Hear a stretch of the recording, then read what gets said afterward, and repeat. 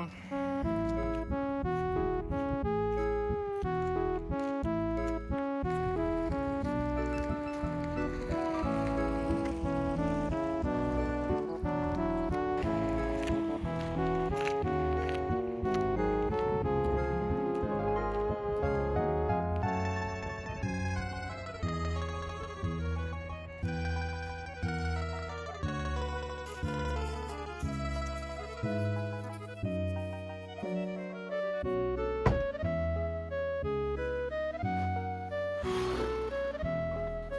Dude, there has to be a better way.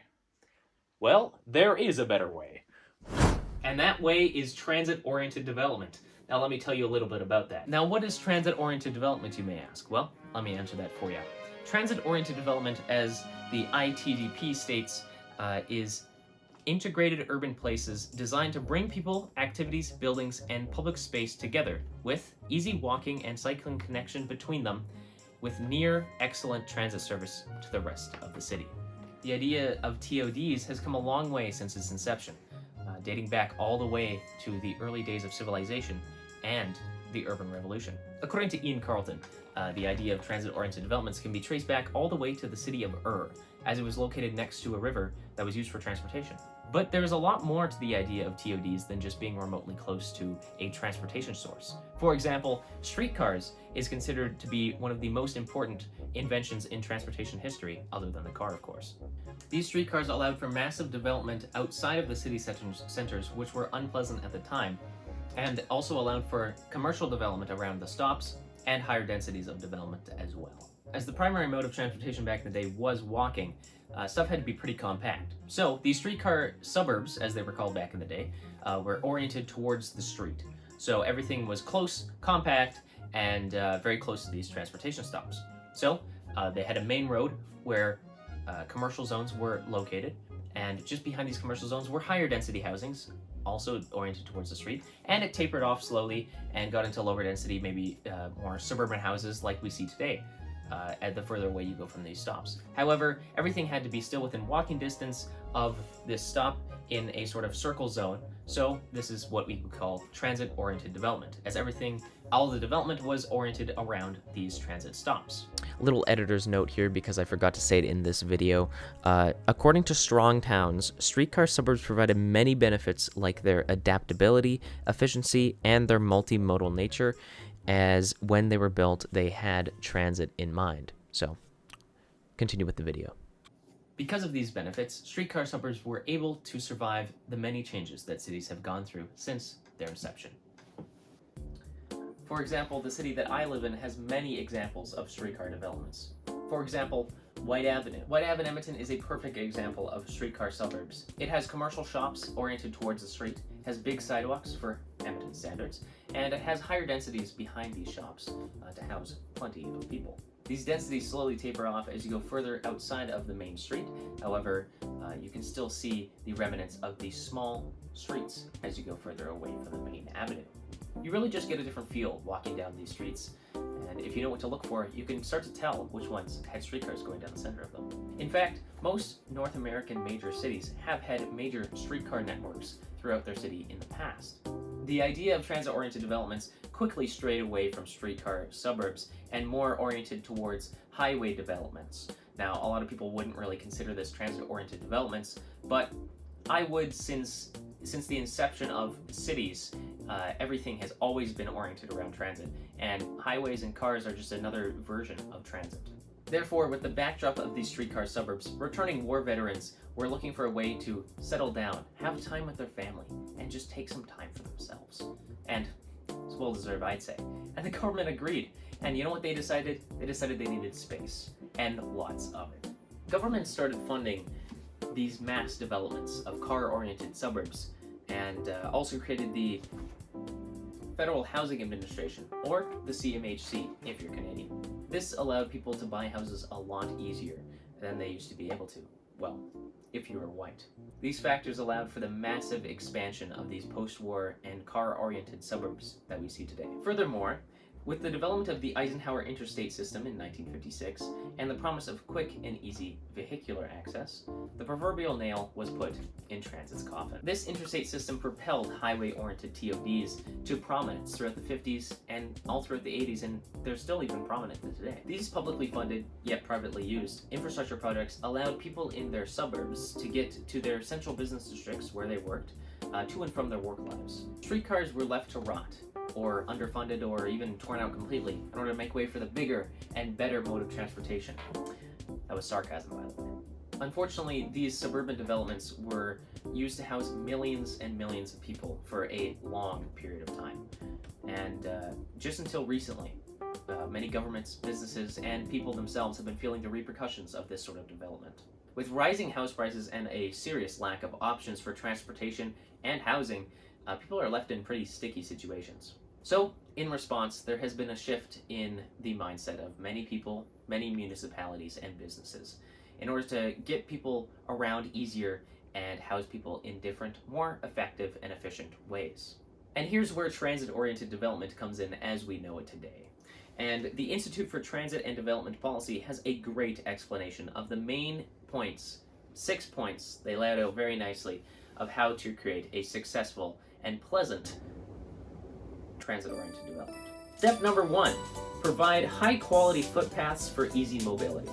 Have active building edges that bleed onto the street and create vibrant public spaces. Number 2, ensure separated and safe cycle tracks and bike parking wherever needed.